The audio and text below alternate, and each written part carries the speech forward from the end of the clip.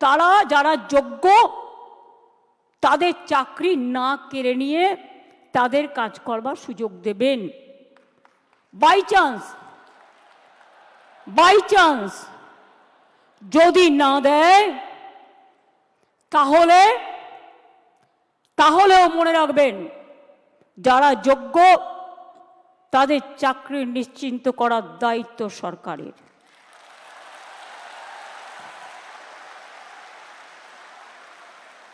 পরিষ্কার বলছি, কোনো রাগঢাক নেই। সুপ্রিম কোর্টের আইন অনুযায়ী করব। কিভাবে করব? যখন কেউ পথ দেখায়, পথের মধ্যেই পথ খুঁজে নেয়। পথে চলতে গেলে গর্ত আসতে পারে, পথে চলতে গেলে কিছু রাস্তা ভাঙা থাকতে পারে, বাট ভাঙা রাস্তা পেরিয়েই মানুষকে এগিয়ে যেতে হয় সফল রাস্তায়। এবং তাই মনে রাখবেন, আমাদের plan A ready, B ready, C ready, D ready and E ready.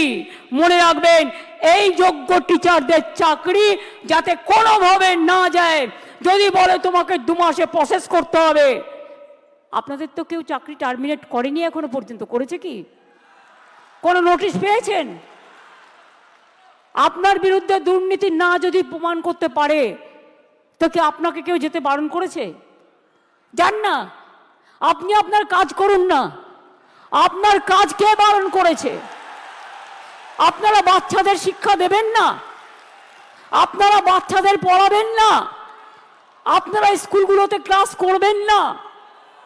হ্যাঁ, তখন যদি সুপ্রিম ভলেন্টারিলি সার্ভিস কিন্তু সবাই দিতে পারে, সেখানে কিন্তু আটকাবার কোনো জায়গা নেই কারো। সেখানে কি করে আপনাদের চলবে? ধরুন ধরে নিলাম ওরা করলো না, বলল না হবে না, তখন আমি কি করব? তখন আমি এডুকেশন ডিপার্টমেন্টকে রিকোয়েস্ট করতে পারি। কি রিকোয়েস্ট? এটা আমরা লিগাল আলোচনা করেই বলছি যে 2 মাস বলেছে তো 3 মাসের মধ্যে প্রসেস কমপ্লিট করতে হবে। যারা চাকরি করছেন, দাঁড়া, আরে ভাই আমি মাইনাসটা তো বলে রাখবো। ধরুন যদি না করে সুপ্রিম কোর্ট, তাহলেও মনে রাখবেন অল্টারনেটিভ যা করার আমরা করব। এবং সেক্ষেত্রে আপনারা যাতে আবার চাকরি ফিরে পান, তার ব্যবস্থা প্রসেসের মধ্যে দিয়েই 2 মাসের মধ্যেই কমপ্লিট হবে এবং আপনাদের চাকরি ব্রেক হবে না। কারণ আপনার এক্সপিরিয়েন্স এবং অ্যাডিশনাল কনসেশন আপনারা পাবেন যারা 10 বছর ধরে চাকরি করছেন। এটা মাথায় রাখবেন।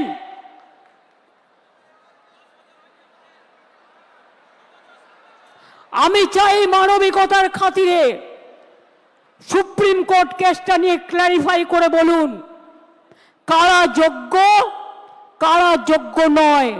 আমাদের হাতে লিস্টটা তুলে দিন।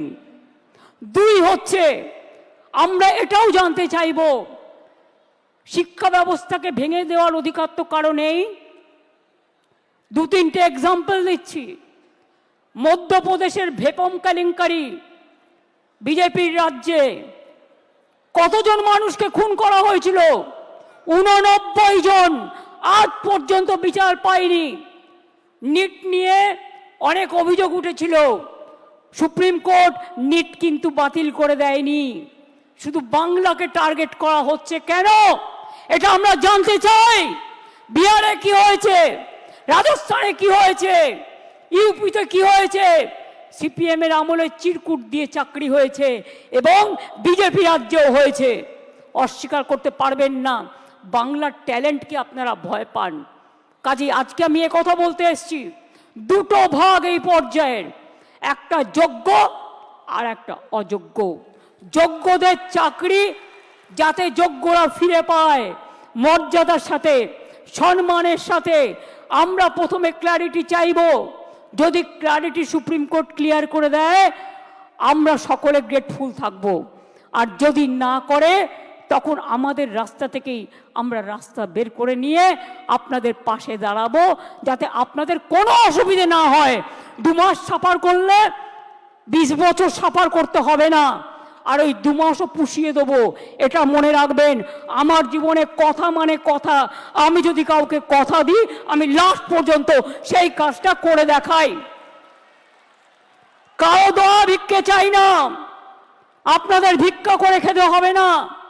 আমি জানি অনেক পরিবার আছে যারা গাড়ির জন্য লোন নিয়েছেন, বাড়ির জন্য লোন নিয়েছেন, বাচ্চার পড়াশুনো চালান, বৃদ্ধা বাবা মাকে দেখেন, ওষুধের খরচা দেন, সংসার চালান, নতুন করে বিয়ে করেছেন, তাদের সংসার তৈরি করেছেন।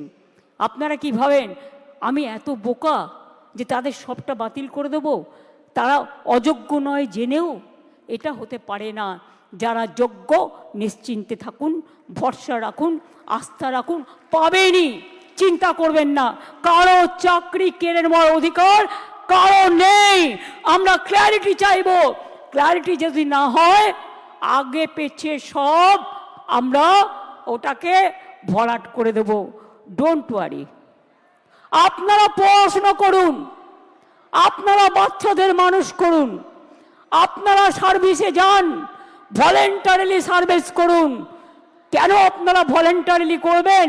তার কারণ আমাদের সুপ্রিম কোর্টে ক্লারিফিকেশনের জন্য যেতে হচ্ছে বলে আইন মোতাবেক আমরা চাই আইন আপনাদের সুরাহা করুক। আর যারা রাস্তায় দাঁড়িয়ে চিৎকার করে আমায় গালাগালি দিচ্ছেন, তাদের বলবো, আপনারা তো চারিদিকে লোক পুষে রেখেছেন। এই রায় তো আপনারা কলকাঠি নাড়েননি তো। মমতা ব্যানার্জিকে খাস্তা করতে গিয়ে মনে রাখবেন, টিচারদের চাকরি কেড়ে নেবেন না, ওদের জীবন যৌবন কেড়ে নেবেন না, যোগ্যদের চাকরি কাড়বেন না, যোগ্য প্রার্থীদের অমর্যাদা করবেন না। মমতা ব্যানার্জিকে 1000বার আপনারা মিথ্যে কথা বলতে পারেন, কুৎসা করতে পারেন, চক্রান্ত করতে পারেন। মনে রাখবেন, সুস্থ বাঘের থেকেও আহত বাঘ আরো ভয়ঙ্কর। এই আঘাত আপনাদের আঘাত নয়, এই আঘাত আমার ওপর মানসিকভাবে আঘাত, আমাদের সরকারকে আঘাত করেছে। এই আঘাতের প্রত্যুত্তর আমরা ফিরিয়ে দেব, কাজের মধ্যে দিয়ে, সম্মানের মধ্যে দিয়ে, জীবন জীবিকার মধ্যে দিয়ে। চিন্তা করবেন না। আর কেউ কারো উস্কানি সুরে, প্ররোচনা শুনে প্লিজ দয়া করে প্ররোচিত হবেন না। মনে রাখবেন, মাথার ওপরে আমরা আছি, মামাটি মানুষের সরকার আছে, কারো প্রতি কোনো অবিচার আমরা করব না। এটা আমি কথা দিয়ে গেলাম, এটা আমি কথা দিয়ে গেলাম, এটা আমি কথা দিয়ে গেলাম।